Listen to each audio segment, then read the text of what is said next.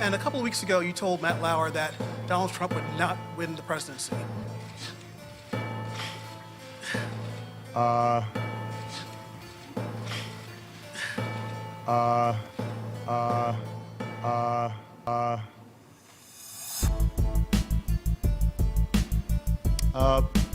I'll leave it to you to speculate on how this whole race is going to go. I continue to believe Mr. Trump will not be president. And the reason is because I have a lot of faith in the American people. Regardless of party, the person who loses the election congratulates the winner, reaffirms our democracy, and we move forward. We will destroy ISIL, Russian intelligence terrorists, ISIL in Libya. The escalating tensions between Russia and the United States. You were looking live at the Kremlin. Two suspected hackers as part of the sanctions leveled against Russia for interfering in the U.S. election.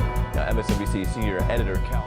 This is somebody, the former head of the KGB, who is responsible for crushing democracy in Russia, muzzling the press, throwing political dissidents in jail, countering American efforts to expand freedom. We're speeding up training of ISIL forces, including volunteers from Sunni tribes in Anbar province. Now think about that.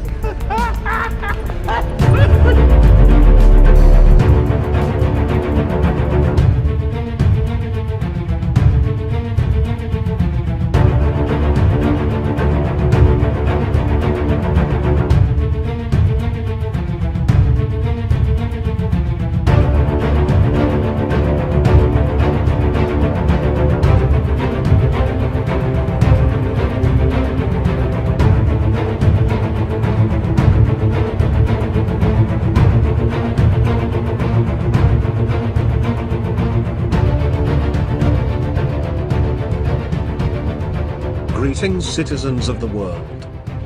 We are anonymous.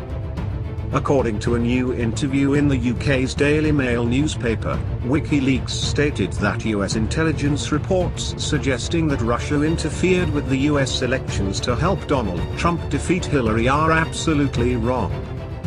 In the interview, WikiLeaks envoy Craig Murray and former British ambassador stated that he personally flew to the United States and was handed both the DNC emails and the POTUS 2 emails.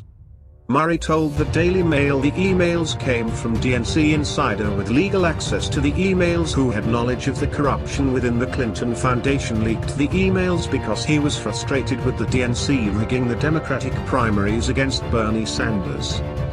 Murray stated regardless of whether Russia hacked any emails or not, the WikiLeaks emails did not come from Russia. Neither of the leaks came from the Russians, Murray said. Their source had legal access to the information. The documents came from inside leaks, not hacks. There's also Joe Montano, who was the top aide to Tim Kaine, who of course is now the vice presidential candidate, but who was, right before Debbie Wasserman Schultz, chairman of the DNC. And when did Joe Montano die? Supposedly of a heart attack. July 25th, the day that the DNC convention started, and right after the WikiLeaks dump came out exposing all of the DNC corruption. What did Joe Montano know? But that isn't the only one. There's of course Seth Rich, who was a member of the DNC National Committee. He was a staffer. He had written some voter sign-up apps to help people find their voting precincts. They suggested it was like a botched robbery, but they didn't take his wallet, they didn't take his expensive watch, they didn't take his cell phone. His body was covered in bruises, and even just a few days ago, August 1st, police officially have said there's no updates in the murder.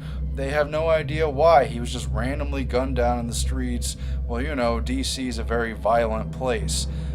Was he going to testify? Did he have information?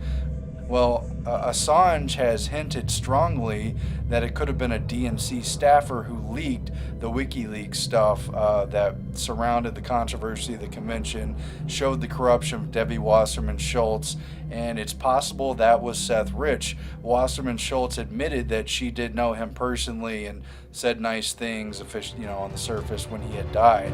This information may likely lead US intelligence sources to the more information about the source of the leak, given they will be able to cross-reference Murray's flight records and cross-reference satellite and CCTV cameras during the time Murray was in Washington.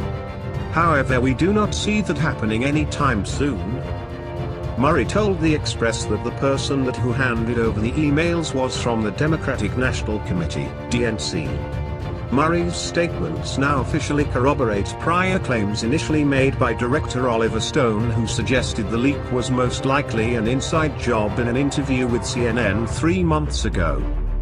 WikiLeaks is also retweeting confirming that Russia was not their source. We are Legion. We do not forget. We do not forgive. Expect us. You can't handle the truth!